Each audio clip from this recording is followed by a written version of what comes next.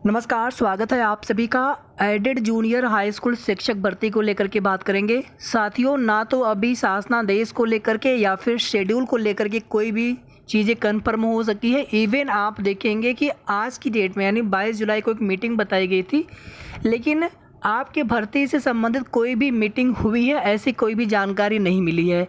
यानी कि अभी भी कुल मिलाकर के कब तक शासनादेश आ सकता है, केवल हम लोग उम्मीद यहाँ पर कर रहे हैं, जबकि चीज़ें अभी भी धरातल पर या फिर वास्तविकता में होती भी नहीं दिख रही हैं।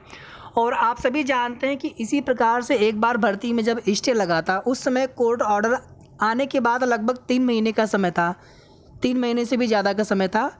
लेकिन आप देखेंगे इसी तरह से छोटी मोटी चीज़ों को लेकर के कभी ये चीज़ें क्लियर नहीं, आरक्षण का तो कभी मेरिट कैसे बनेगी, जबकि ये सब चीज़ें एक दिन का काम है। सिर्फ विभागीय अधिकारियों का सिर्फ एक दिन का काम है।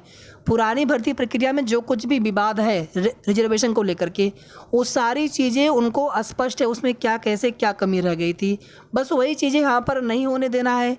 तो ये सारी चीज़ें बहुत कम समय में स्पष्ट किया जा सकता था, शासन से भी सहमति लेकर के। लेकिन आप देखेंगे कि एक तरफ कोर्ट की डेट भले न लगी हो, लेकिन जब भी सुनवाई होगी आगे साथियों, डिवीज़न बेंच में मामला है, कुछ भी नहीं कहा जा सकता है।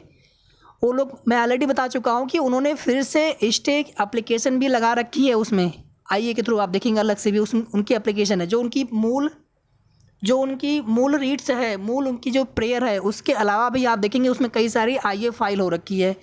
तो इस भर्ती का भविष्य नहीं पता अभी भी कि यह भर्ती कब तक पूरी होगी। बाकी ईश्वर से यही प्रार्थना है ये भर्ती में जल्द प्रोसेस हो जाए, क्योंकि आप लोग जिस मानसिक पीड़ा से गुजर रहे हैं, एक तो इस भर्ती में सीटें बढ़ नहीं पाई। जो लोग भी उम्मीद देने वाले थे, हमने तब भी कहा था साथियों, जब प्रयास हो रहा था कि सब लोग सहयोग कर लीजिए, सपोर्ट कर लीजिए, लेकिन आप देखेंगे 100 की भी संख्या नहीं हो पाई थी। और सीटें हमें चाहिए 5 से 6 हज़ार। अब यहाँ पर देखिए गलती हमारी थोड़ी सी होती है। आप भर्ती के अभ्यर्थी हैं, अगर आप स्वयं जागरूक नहीं होंगे, आप सोचेंगे किसी के भरोसे कि वो हमारा काम कर दें, ऐसा नहीं होता है। आप कई बार एग्ज़ाम देने दूर दूर तक चले जाते हैं।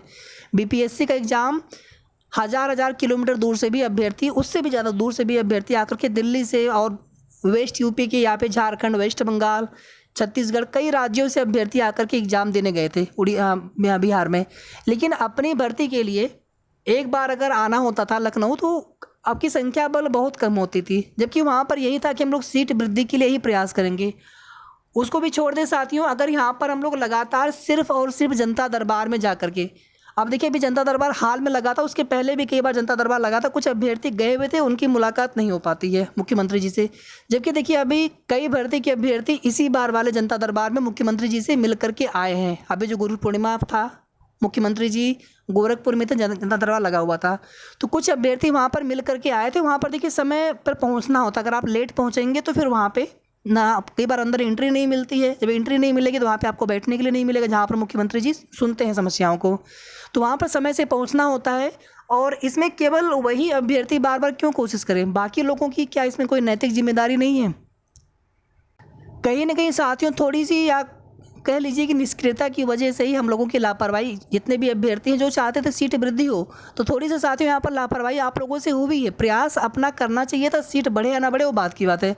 हालांकि 6000 सीट को लेकर के कोई भी चीज़ें वास्तविकता में नहीं दिखी। ये भर्ती होने के बाद भी अगर आप देखेंगे तो लगभग इतने ही पदों पर नई भर्ती देखने को मिल सकती है, यानी जितनी भी सीटें हैं लगभग, तो सीटें सभी नहीं अभी भरी जा रही हैं। और आगे भी कितनी सीटों पर भर्ती होगी वो भी शासन के ऊपर निर्भर है।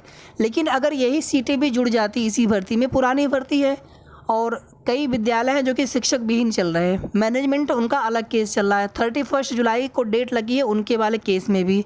और आप देखेंगे उसके पहले 3-4 दिन पहले डेट लगी है जो आपके भर्ती में जो अभ्यर्थी चाहते हैं कि उनको भी कंसिडर किया जाए, जो पुराना मामला है आपकी भर्ती में, पिछले कुछ डेट से उनका केस सुना नहीं जा रहा, केस का नंबर नहीं आ पा रहा है या फिर केस पास ओवर हो जाता है।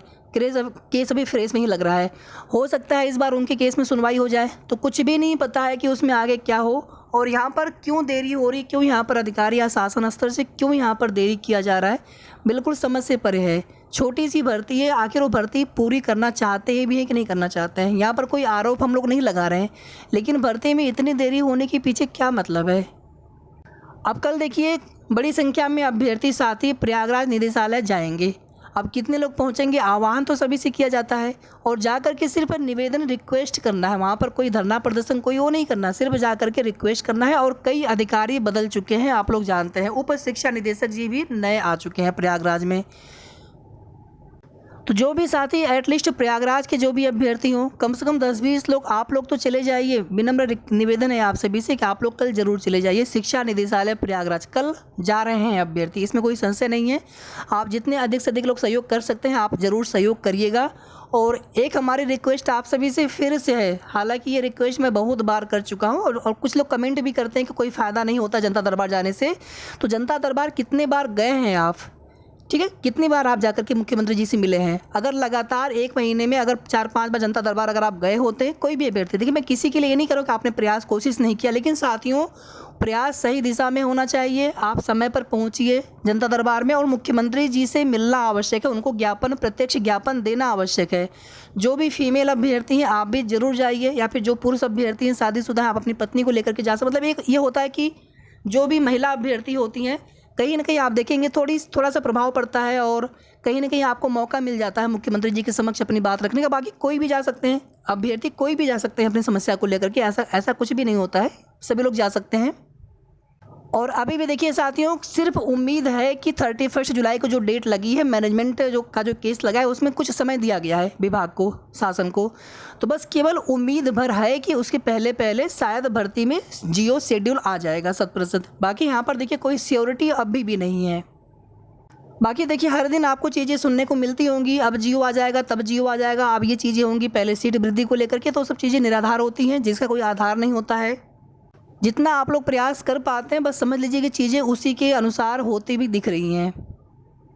बाकी साथियों बस इतनी ही बात इस वीडियो के माध्यम से। लेकिन कल जो भी साथी आप जा रहे हो प्लीज़ आप कमेंट करके भी बताना चाहें तो बता दीजिएगा, लेकिन आप ज़रूर जाइए। एटलीस्ट जो प्रयागराज के साथी हैं सिर्फ जा कर के रिक्वेस्ट करना है, निवेदन करना है। बाकी जो लीड करने वाले साथी हैं आप चाहे तो उनसे संपर्क कर लीजिएगा। बाकी हमारी ईश्वर से बार बार प्रार्थना है, आप सभी भी अपने अपने इष्ट देव से प्रार्थना करें कि अब इसी महीने में आपको खुशखबरी मिल जाए और किसी भी तरह का कोई भी विवाद या अड़चन आपकी भर्ती में देखने को न मिले।